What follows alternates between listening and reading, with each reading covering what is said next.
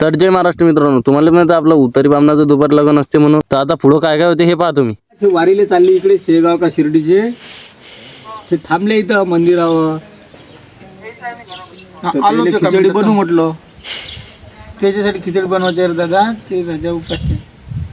तर हा व्हिडिओ पाहून हिंट भेटलीच असेल तुम्हाला. मग काय आपण आलो 520च्या स्पीडनं सचिन दादाच्या घरी. सचिन दादाला उचललं तिथून. चला म्हटलं आम्हाला सामान सुमान घेऊन द्या काही. रजनीकांत दादा दिसले. रजनीकांत दादा म्हणे मी बी देतो म्हणे, येऊ आपल्या गावातले अन्नपूर्णा.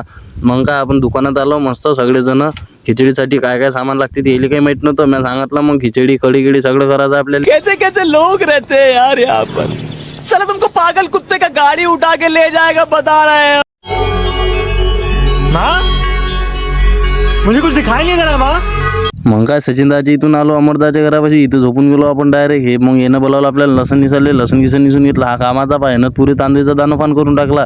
आपण सामान सुमान घरून भरून घेतलं. तांदूळ गंज गिंज येणं तर गंज डायरेक्ट माझ्या डोक्यावरच ठेवले. भारी ते एवढे होते काही विचारूच नका. आता भेटू तुम्हाला वावरात गेल्यावर. वावरात पोहोचेपर्यंत मला फॉलो नसन केलं तर फॉलो करून घ्या.